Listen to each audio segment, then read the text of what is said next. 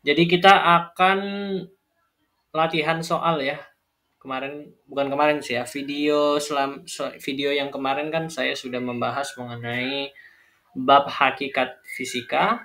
Nah, maka pada video kali ini saya akan membahas beberapa latihan soal terkait dengan bab hakikat fisika. Nah, jika teman-teman ingin mengerjakan terlebih dahulu latihannya begitu ya, bisa dibuka di link ini ya. Nanti latihan soalnya akan berada di Google Form. Nah, di situ nanti setelah disubmit gitu ya, Google Formnya nanti akan langsung muncul nilainya. Nah, jadi kalian bisa latihan soal di situ. Jikalau memang nggak mau mengerjakan latihan soalnya, mau langsung melihat pembahasannya, oke, nggak apa-apa. Itu juga dibolehin kok, tenang aja. Baik, kita akan coba membahas ya kurang lebih 11 soal. Assalamualaikum warahmatullahi wabarakatuh. Bahas mengenai hakikat fisika. Baik, yang pertama ya. Jadi di sini ada soal, saat melakukan kegiatan ilmiah, gagasan dan pemikiran ilmuwan fisika harus didasari dari rasa ingin tahu yang tinggi, diiringi dengan rasa percaya diri, sikap disiplin, objektif, jujur, dan mau mendengarkan pendapat orang lain. Nah, hal tersebut merupakan ciri dari hakikat fisika sebagai apa? Nah, dari materi yang sebelumnya saya sudah sampaikan, hakikat fisika itu ada 3 ya. Ada hakikat fisika sebagai produk, ada hakikat fisika sebagai sikap, ada hakikat fisika sebagai proses, begitu ya. Nah, dari uraian yang tadi diberikan di soalnya, yaitu ilmuwan fisika harus didasari pada rasa ingin tahu, harus didasari dengan rasa ingin tahu, harus diiringi dengan rasa percaya diri, sikap disiplin, objektif. Nah, ini adalah hakikat fisika sebagai sikap begitu ya, di mana fisika itu mengajarkan kita seorang ilmuwan dalam melakukan eksperimen atau dalam melakukan observasi, itu kita harus didasari atau diiringi dengan rasa-rasa tersebut, rasa percaya diri, disiplin, berpikir kritis ya, seperti itu. Maka ini adalah hakikat fisika sebagai sikap begitu ya. Jadi jawabannya adalah yang D. Gitu, saya akan coba silang ya. Jawabannya adalah yang D. Hakikat fisika sebagai sikap begitu ya. Lanjutnya yang kedua adalah kecakapan berikut ini yang bukan suatu proses kecakapan sains adalah yang pertama ada mengevaluasi. Di sini dari pilihan-pilihannya ada mengevaluasi, ada menduga, ada merencanakan, ada mengamati, dan ada menarik kesimpulan. Nah, manakah yang bukan merupakan suatu proses kecakapan sains? Nah, perlu kita ketahui di sini adalah proses kecakapan sains itu maksudnya apa? Nah, proses kecakapan sains adalah eh, kemampuan apa saja yang diperlukan oleh suatu ilmuwan dalam melakukan eksperimen atau dalam melakukan metode ilmiah, atau dalam melakukan observasi begitu ya. Nah, mana yang bukan gitu ya, ditanya mana yang bukan. Nah, kita coba analisis satu-satu. Yang pertama menarik kesimpulan. Mungkin kita mulai dari menduga dulu ya. Menduga itu adalah kata lain sebetulnya daripada berhipotesis, menghipotesis gitu ya. Nah, hipotesis itu kan adalah suatu jawaban sementara atas hal yang sedang kita selidiki begitu ya. Itu kita menduga-duga jawabannya seperti ini kira-kira begitu. Itu adalah hipotesis begitu ya. Nah, kemampuan untuk menghasilkan hipotesis atau kemampuan untuk kita berhipotesis itu sangat dibutuhkan dalam menyelidiki suatu gejala alam, suatu fenomena fisika. Karena itulah fundamental awal kita dalam melakukan penelitian atau dalam melakukan eksperimen ya. Itu sangat penting.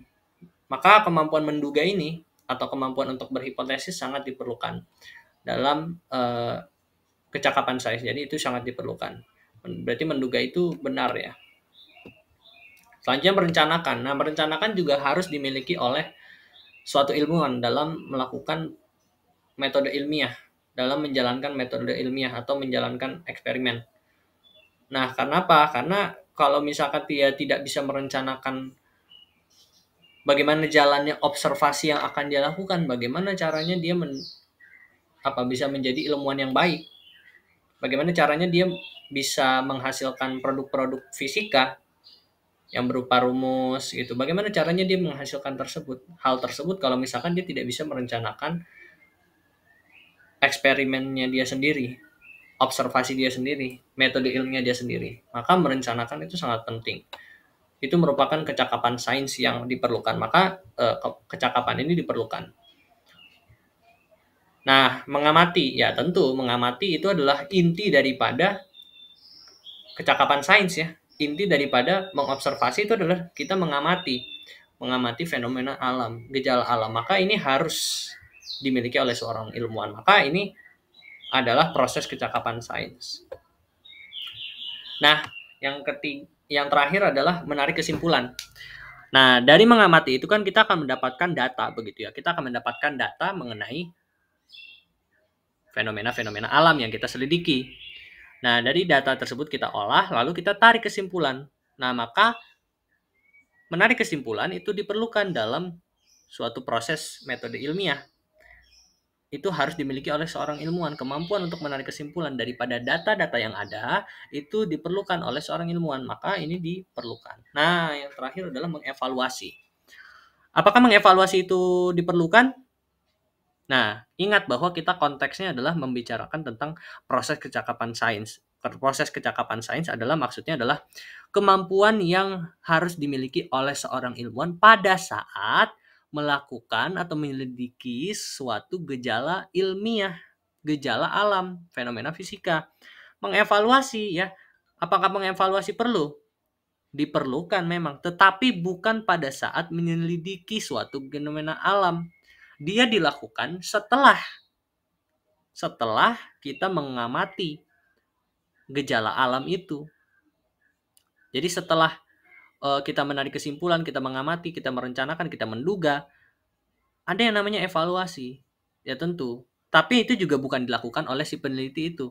Biasanya evaluasi dilakukan oleh pihak lain. Seperti misalkan editor, misalkan kita mau mengsubmit penelitian kita ke suatu jurnal misalkan. Tentu jurnal itu harus dicek dulu ya oleh editor jurnal, editor in chief-nya, oleh dari pihak jurnal tersebut. Nah, maka dievaluasilah di situ, diberikan revisi-revisi agar hasil penelitiannya itu lebih valid. Nah, maka itulah proses evaluasi.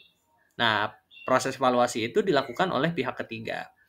Jadi bukan oleh si peneliti. Jadi kenapa evaluasi ini bukan suatu proses kecakapan sains? Karena pertama dia dilakukan setelah penelitian itu selesai.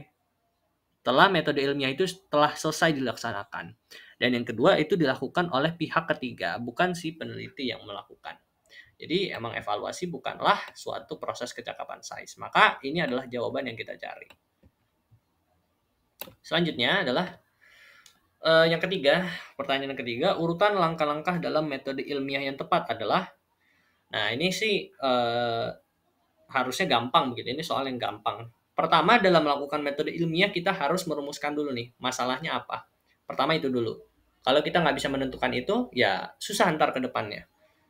Pertama tentukan dulu masalahnya apa. Lalu habis itu kita mencari informasi mengenai masalah yang kita selidiki. Lalu kita berhipotesis begitu, daripada informasi-informasi yang kita dapat, kita berhipotesis begitu, melakukan dugaan sementara atau melakukan dugaan sementara terhadap masalah atau gejala alam yang kita analisa, yang kita selidiki. Lalu habis itu kita melakukan eksperimen untuk membuktikan apakah hipotesis kita itu benar apa tidak. Lalu dari eksperimen itu kan nanti akan dihasilkan data tersebut diolah, diambillah kesimpulan, lalu dilihat hipotesis kita itu diterima atau tidak, sesuai atau tidak dengan hasil eksperimen. Nah, maka kalau daripada uraian-uraian saya di atas, urutannya adalah merumuskan masalah, hipotesis, eksperimen, lalu kesimpulan. Nah, manakah pilihan yang paling tepat dengan uraian yang tadi saya sampaikan? Nah, yang betul adalah opsi yang D. Oke? Ini soal yang gampang sebetulnya begitu ya. Baik, selanjutnya adalah pernyataan yang menggambarkan dan menjelaskan pola umum yang terjadi di alam semesta yang didukung oleh percobaan atau eksperimen disebut oke. Ini ada beberapa opsi ya, ada 5 opsi, ada fakta, prinsip, teori, hukum, dan model. Nah, manakah yang paling sesuai dengan pertanyaan ini? Apa yang opsi yang paling sesuai dengan pertanyaannya begitu? Pertanyaannya adalah ini, ya. Pernyataan yang menggambarkan dan menjelaskan pola umum yang terjadi di alam semesta yang didukung oleh percobaan eksperimen disebut apa? Nah, keywordnya atau kata kuncinya adalah ada di dua ini. Pernyataan pola umum, menjelaskan pola umum didukung oleh percobaan atau eksperimen. Nah, ini adalah keywordnya ya.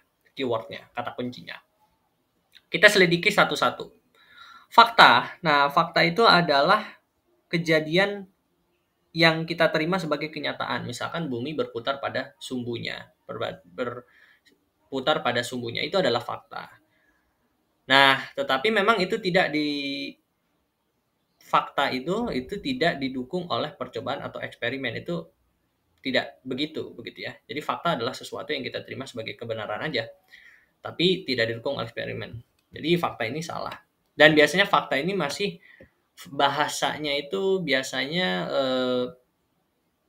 masih umum gitu ya. Bahasa yang digunakan tuh masih umum, masih awam. Bumi berrotasi pada sumbunya. Oke, itu adalah fakta. Tapi dari segi bahasanya pun dia masih bahasa-bahasa yang umum gitu. Jadi memang itulah ciri-ciri fakta.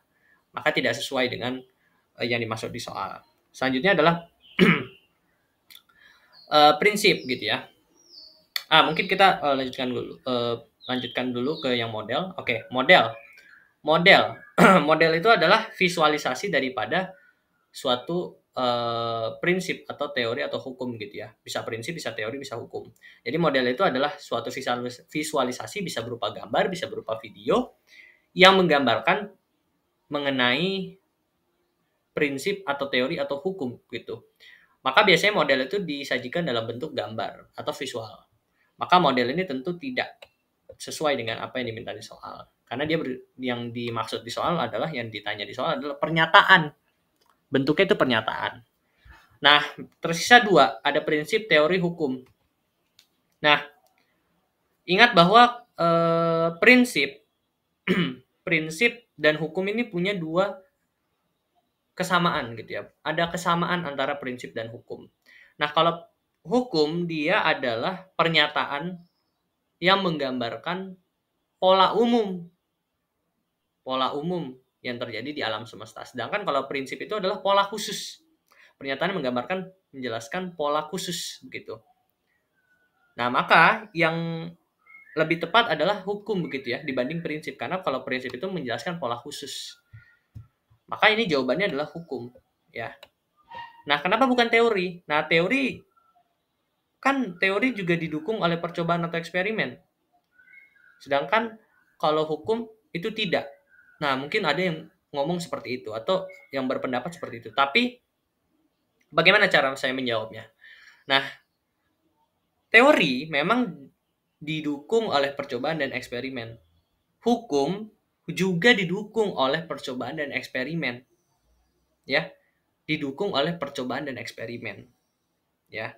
Jadi keduanya itu sebetulnya didukung oleh percobaan atau eksperimen. Salah kalau mengatakan hukum itu tidak dicoba atau tidak dipercobakan atau dieksperimenkan. Salah begitu. Maka teori dan hukum keduanya didukung oleh percobaan atau eksperimen. Nah, kenapa dipilihnya hukum bukan teori? Karena ini ada keyword menjelaskan pola umum. Wah, ini mah udah jelas banget. Kalau ada kata-kata menjelaskan pola umum, pasti itu dia mengkerucutnya ke hukum. Begitu. Silakan bisa dilihat lagi video saya yang kemarin begitu ya. Itu aja ada menjelaskan mengenai apa itu hukum, apa itu teori, dan lain sebagainya. Oke, kita lanjutkan.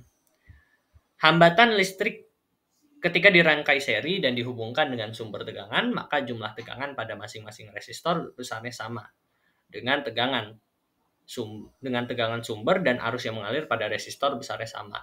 Pernyataan tersebut merupakan produk fisika kategori. Nah, ini Oke, ini kita analisis satu-satu dari pilihannya. Fakta nggak mungkin ya, karena fakta itu biasanya bahasanya belum terlalu rumit, ya ciri-cirinya ya. Biasanya bahasanya tidak terlalu rumit, masih umum gitu ya, pakai bahasa awam. Nah, maka ini nggak mungkin. Model juga nggak mungkin. Model juga tidak mungkin karena model itu biasanya berupa gambar. Tapi ini kan berupa pernyataan. Nah, tinggal konsep, prinsip, teori. Nah, konsep sebenarnya juga tidak mungkin. Ingat bahwa konsep itu adalah fakta yang diabstraksikan. Dan konsep ini biasanya dia berupa definisi. Misalkan dari fakta bumi berputar pada sumbunya, lahirlah konsep rotasi. Rotasi adalah pergerakan bumi terhadap porosnya. Begitu. Nah, itu adalah konsep. Walaupun memang dia sudah agak ilmiah kata-katanya, istilah-istilahnya, tetapi tidak sampai betul-betul spesifik begitu kepada suatu pokoknya dia tidak terlalu spesifik lah gitu. Masih sudah mulai terdengar ilmiah tetapi masih berupa masih acak juga ya, masih abstrak ya, namanya juga ide yang diabstraksikan, fakta yang diabstraksikan. Berarti dia masih abu-abu begitu. Maka konsep ini juga tidak mungkin begitu. Nah, tinggal prinsip sama teori. Nah, mana yang lebih mungkin? Prinsip atau teori? Nah, kalau teori dia itu biasanya memang harus ada eksperimennya dulu. Biasanya harus ada berupa eksperimen gitu. Apakah ini tidak eksperimen begitu ya, tidak melalui proses eksperimen pernyataan ini? Tentu dilalui juga begitu ya. Nah, mungkin ini agak rumit ya menjelaskannya begitu. Nah, sebetulnya cara paling baik untuk mengetahui ini jenis kategori produk fisika yang mana adalah ini kan membicarakan mengenai hambatan listrik ketika dirangkai seri dan dihubungkan dengan bla bla bla bla. Pokoknya ini menjelaskan tentang kelistrikan begitu ya. Nah, ini sebetulnya adalah salah satu kasus khusus pada hukum Kirchhoff, yaitu I sama dengan FR. F per R. Ya, ini adalah hukum Kirchhoff. Salah satu kasus spesial pada hukum Kirchhoff. Kalau hambatan itu dirangkai seri, maka jumlah tegangannya pada masing-masing resistor besarnya sama dengan tegangan bla bla bla bla bla bla. Nah, ini sebetulnya adalah salah satu kasus khusus daripada hukum Kirchhoff. Nah, maka ingat bahwa prinsip itu juga bisa disebut sebagai suatu kasus khusus daripada suatu hukum. Nah, maka ini adalah kasus khusus kan pada hukum Kirchhoff, maka ini adalah lebih mengerucut kepada prinsip gitu. Sebetulnya antara prinsip dan teori memang agak jelas sih perbedaannya. Ya, ini memang harus banyak latihan soal untuk bisa mengerti daripada konsepnya begitu. Daripada produk fisika begitu. Ini harus memang banyak latihan nih untuk soal-soal yang seperti ini. Untuk bisa membedakan mana prinsip, mana teori, mana konsep, itu harus bisa Anda bisa membedakan mana ini fakta, mana ini konsep kalau misalkan Anda banyak latihan. Nah, ini teori kenapa tidak ya tadi ya. Sudah saya jelaskan secara singkat lah begitu. Baik, kita lanjutkan ke soal selanjutnya. Terdapat penelitian yang berjudul pengaruh gaya terhadap gerak benda. Dari judul tersebut maka masalah bagaimanakah pengaruh gaya terhadap gerak benda. Yang kedua, hipotesis semakin besar gaya yang diberikan pada benda maka gerakan benda semakin besar. Dan yang ketiga adalah variabel bebasnya adalah ini gerak benda, variabel terikatnya gaya, variabel kontrolnya massa benda. Nah, pernyataan yang benar adalah kita cek satu-satu. Judulnya adalah pengaruh gaya terhadap gerak benda. Masalahnya bagaimana pengaruh gaya terhadap gerak benda? Ini sesuai ya, karena dari judulnya saja adalah pengaruh gaya terhadap gerak benda. Jadi masalahnya adalah bagaimana pengaruh gaya terhadap gerak benda. Nah, hipotesisnya semakin besar gaya yang diberikan pada benda, maka gerakan benda semakin besar. Ini juga benar, hipotesisnya juga benar.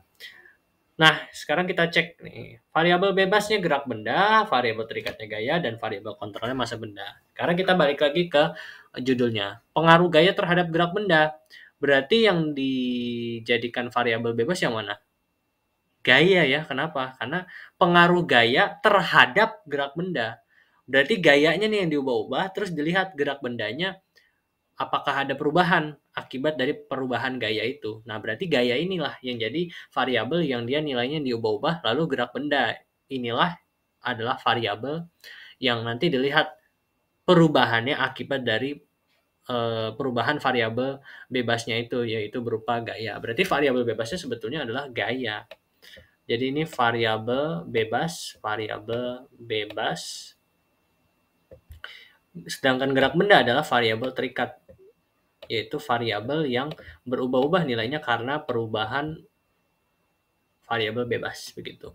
Nah, sedangkan untuk variabel kontrolnya sudah benar ya, masa benda. Karena mau digimanain pun yang diubah-ubah kan cuma si gerak benda. Ya, cuma si gerak benda. Apakah dengan kita yang diubah-ubah bukan gerak benda, Yang diubah-ubah itu kan gaya. Nah, gayanya begitu ya. Nah, apakah dengan mengubah gayanya tersebut, apakah massa bendanya juga berubah? Enggak ya, massa bendanya akan tetap konstan. Yang berubah-ubah adalah gerak bendanya. Maka ini sudah benar. Tapi secara keseluruhan pernyataan yang ketiga adalah salah. Berarti pernyataan yang benar adalah pernyataan ke-1 dan ke-2. Jawabannya adalah yang C. Baik, selanjutnya yang ketujuh, ruang lingkup fisika secara garis besar terbagi menjadi 2 kelompok, yaitu fisika klasik dan fisika modern. Fisika modern berkembang pada mulai abad ke-20 sejak ditemukannya, ya. Berarti ini ditanya sebetulnya cabang ilmu dari fisika modern itu apa, ya. Ini caranya sih begitu aja ya menurut saya ya. Pokoknya kita cari aja dari opsi-opsi ini manakah yang termasuk ke dalam cabang ilmu fisika modern. Mekanika apakah masuk kepada fisika modern? Enggak, dia masuk ke fisika klasik karena yang menemukan kan Isaac Newton, dan Isaac Newton itu eranya fisika klasik. Termodinamika. Nah, termodinamika itu adalah ilmu yang mempelajari mengenai kalor ya, atau perubahan suhu. Maka termodinamika ini dia masuknya kepada fisika klasik begitu ya. Terus gelombang bunyi, apakah gelombang bunyi itu fisika klasik atau fisika modern? Nah, gelombang bunyi itu adalah fisika klasik begitu ya. Lalu apakah listrik dan magnet itu masuk kepada fisika klasik? Iya juga. Listrik dan magnet atau elektromagnet itu termasuk pada ruang lingkup fisika klasik begitu ya. Nah, berarti tinggal sisanya teori relativitas. Nah, teori relativitas itu memang adalah salah satu cabang ilmu fisika modern. Berarti jawabannya adalah yang B ya, teori relativitas. Sebetulnya untuk membedakan antara fisika klasik dan fisika modern itu gampang. Pokoknya kalau fisika klasik itu adalah fisika yang mempelajari mengenai benda-benda atau gejala-gejala alam yang bisa dilihat dengan kasat mata. Sedangkan dengan fisika modern, dibandingkan dengan fisika modern, kalau fisika modern itu adalah ilmu fisika yang mempelajari mengenai gejala-gejala alam yang tidak dapat dilihat kasat mata, atau harus menggunakan alat untuk melihat fenomena itu. Seperti itu. Baik, kita lanjut. Nomor 8, Dina sedang melakukan percobaan fisika dengan tujuan menyelidiki pengaruh massa beban terhadap gerak benda. Dari pernyataan yang di atas, manakah yang termasuk dalam variabel bebas? Menyelidiki pengaruh massa beban terhadap gerak benda. Berarti yang diubah-ubah itu apanya? Massa bebannya. Baru dilihat gerak bendanya tuh berpengaruh apa enggak begitu ya. Berarti yang menjadi variabel bebas atau variabel yang diubah-ubah yang menyebabkan perubahan terhadap variabel lainnya yang disebut dengan variabel terikat. Nah, variabel bebasnya berarti adalah massa benda, massa beban gitu. Berarti jawabannya adalah yang A. Selanjutnya, perhatikan pernyataan berikut ini. Ya, ada 3 pernyataan. Dari pernyataan di atas yang menunjukkan dugaan ilmiah adalah, oke, kita analisis satu-satu. Susi Susanti merupakan pemain bulu tangkis terpopuler sepanjang masa. Nah, pada dugaan ilmiah itu harus dia bersifat objektif. Artinya pada pada semua orang itu jika dilakukan eksperimen, maka dia harusnya hasilnya sama gitu. Misalkan aja ya. Misalkan saya menyatakan bahwa minyak goreng curah itu dapat menyebabkan kanker pada orang tua begitu. Misalkan saya nyatakan seperti itu. Lalu saya bilang ke teman saya namanya Michelle, Sel, minyak goreng curah itu bisa membuat orang tua tuh kanker loh. Nah, tapi si Michelle nggak percaya. Mana ada, coba gue buktiin, coba gue eksperimen. Di eksperimen, ternyata benar. Minyak goreng curah dapat menyebabkan kanker. Nah, jadi poin saya adalah pada dugaan ilmiah itu dia bersifat universal atau bersifat objektif begitu. Dia bukan suatu dugaan yang subjektif atau bisa berbeda-beda di orang lain begitu ya hasilnya. Tapi dia bersifat objektif. Kalau dilakukan langkah yang sama, eksperimen dengan langkah yang sama, cara yang sama, maka harusnya juga akan dihasilkan hasil yang sama. Tapi kalau misalkan kita lihat nih pernyataan satu, apakah dia termasuk dugaan yang ilmiah? Susi Susanti merupakan pemain bulu tangkis terpopuler sepanjang masa. Nah, apakah ini tepat? Ya, mungkin saja buat saya tepat. Tapi bagi Michelle, teman saya, mungkin saja ini tidak tepat. Mungkin saja dia berpikir yang lain. Pemain bulu tangkis yang terpopuler bukan Susi Susanti menurut dia. Tapi misalkan Taufik Hidayat. Atau Gracia Poli. Atau teman saya mungkin yang lain namanya Bulan mikirnya bukan Susi Susanti tapi Taufik Hidayat gitu. Jadi pernyataan yang pertama ini tidak objektif begitu. Dia tidak objektif artinya dia bukanlah dugaan yang ilmiah. Nah, yang kedua adalah air jika dipanaskan akan melebur. Nah, ini adalah dugaan yang ilmiah. Kenapa? Kalau misalkan dilakukan eksperimen yang sama, dilakukan kejadian yang sama, maka akan berlaku yang sama pula begitu. Ya, kalau misalkan saya manasin air, pasti dia akan melebur. Kalau misal teman saya itu manasin air, maka ya nanti dia akan melebur juga. Bulan teman saya kalau misalkan dia manasin air, maka dia akan melebur juga. Hasilnya akan sama begitu. Selama langkah-langkah yang dilakukan itu sama. Lalu yang ketiga, semakin besar gaya yang diberikan pada benda, maka semakin cepat pula gerak bendanya. Oke, ini sama aja ya. Ya, kalau misalkan dilakukan hal yang sama, pasti nanti akan seperti itu juga yang terjadi. Kalau diberikan gaya, makin besar gayanya, maka akan makin cepat juga pula gerak bendanya. Maka itu juga merupakan dugaan yang ilmiah. Berarti ini dugaan ilmiah, ini dugaan ilmiah. Berarti jawabannya adalah 2 dan 3, yaitu E. Yang ke-10, sekelompok peserta didik mengamati permainan ayunan. Salah satu dari mereka mengajukan pertanyaan, apakah masa orang yang naik ayunan itu mempengaruhi periode getaran? Dan apakah panjang tali ayunan juga mempengaruhi periode getaran? Mereka membuat dugaan bahwa semakin besar masa orang maka makin besar masa orangnya, periode ayunannya juga semakin besar. Dan makin panjang tali, periodenya juga semakin besar. Nah, menurut penggalan narasi tersebut, ini menggambarkan prosedur ilmiah hingga tahap apa. Nah, kita tinggal lihat pernyataan atau narasi di bagian yang terakhirnya.